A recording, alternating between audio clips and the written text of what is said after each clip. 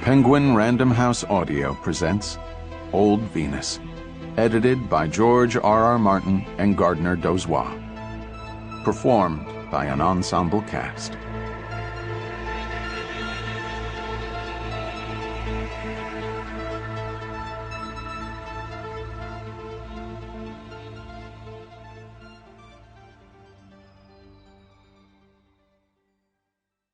Introduction. Return to Venusport by Gardner Dozois. Read for you by Dotrice. Dawn on Venus. The sleek, furry heads of the web-footed amphibious Venetians break water near one of the rare archipelagos in the world-girdling ocean. Nearby, the toothy head and long, snaky neck of a plesiosaur-like sea creature momentarily rears above the waves. Elsewhere, vast swamps are pocked and shimmered by the ceaseless, unending rain, while immense dinosaurian shapes grunt and wallow in the mud. Elsewhere, tall, spindly people in elaborate headdresses and jewel-encrusted robes walk across rope bridges strung between huge trees, bigger by far than any terrestrial redwood or sequoia, and the spreading ashen light reveals that there's an entire city up there, up in the trees. Elsewhere, shining silver rockets are landing at the spaceport of Venusport. Still elsewhere, the thick-fetid, steamy jungle is ripped asunder by a dinosaur-like beast reminiscent of a Tyrannosaurus rex, who emerges from the dripping vegetation and opens his massive, dagger-studded mouth to roar defiance at the morning. Then one day, in 1962, all these dreams abruptly vanish, like someone blowing out a candle. People have always noticed Venus, and sometimes worshipped it, perhaps because it's the brightest natural object in the night sky, other than the moon. In ancient times they thought Venus was two separate objects, the morning star and the evening star. The Greeks called them Phosphorus and Hesperus, the Romans Lucifer and Vesper. By Pythagoras' day, in the 6th century BC, it was recognized as a single celestial object, which the Greeks called Aphrodite and the Romans called Venus, after the goddesses of love in their respective religions. Somehow Venus has always been associated with goddesses, perhaps in contrast with the second brightest object in the night sky, Mars, which, because of its ruddy color, was associated with war, usually the province of men and of male gods. The Babylonians, who realized it was a single celestial object hundreds of years before the Greeks, called it the bright queen of the sky, and named it Ishtar, after their goddess of love. The Persians would call it Anahita, after a goddess of their own, and Pliny the Elder associated Venus with Isis, a similar Egyptian deity.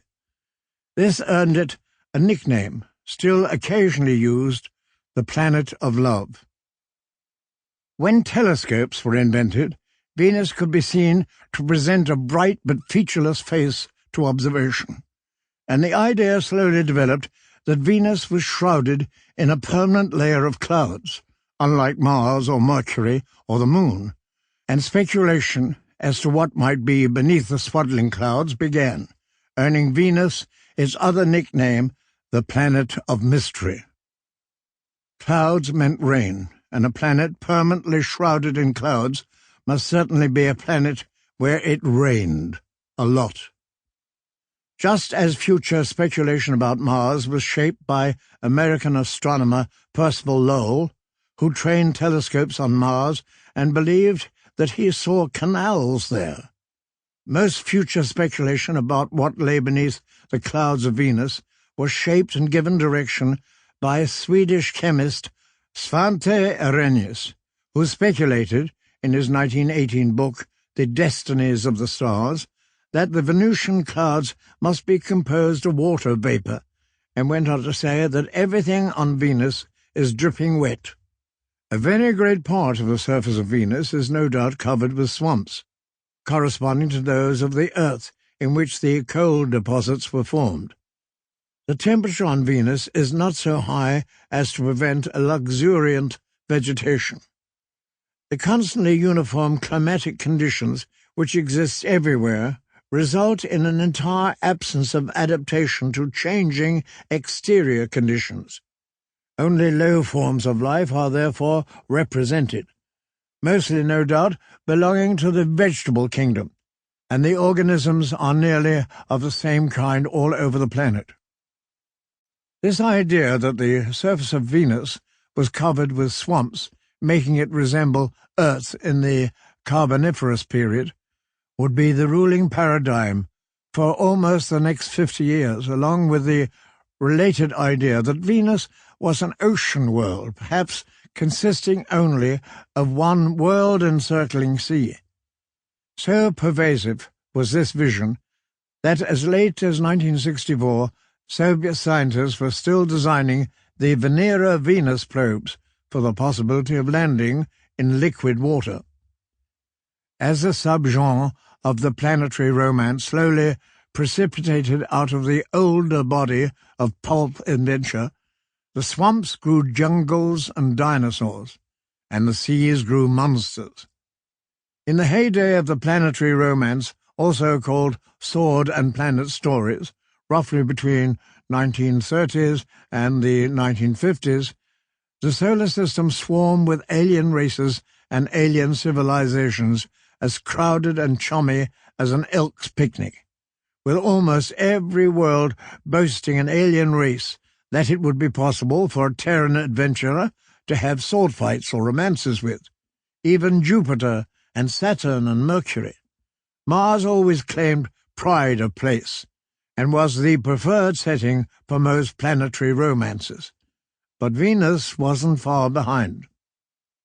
Venus had appeared as a setting in religious allegories and fabulous journey stories throughout the 19th century, but the first planetary romance to take us there, something recognizable as what we today consider to be science fiction, was probably Otis Adelbert Klein's 1929 novel Planet of Peril, and its sequels The Prince of Peril and Port of Peril, in which Earthman Robert Grandin is telepathically transported into the mind of a Venusian, gets involved with warring native races, and has many sword-swinging adventures on a Venus that features forests of giant trees due to the lower gravity and dinosaur-like monsters.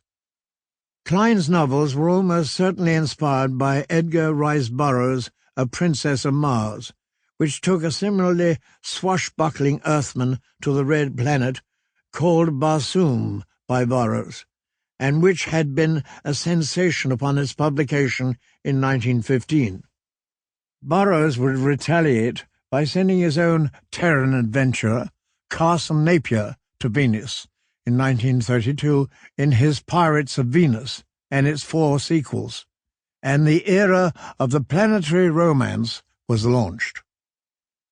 The purest expression of the planetary romance story was probably to be found between 1939 and 1955 in the pages of Planet Stories, which featured work by Jack Vance, Ray Bradbury, A. Van Vogt, Poul Anderson, and many others, and which, unusual for a subgenre, had been heavily male-dominated, may have found its finest practitioners in 2 female authors, C. L. Moore and Lee Brackett. Ray Bradbury published some of his famous Martian Chronicle stories in Planet Stories, and although Bradbury visited Venus there as well in stories like The Long Rain and All Summer in a Day, he remained mostly best known for his Martian stories. Although both wrote about Mars as well, Venus belonged to Moore and Brackett. Sample complete. Ready to continue?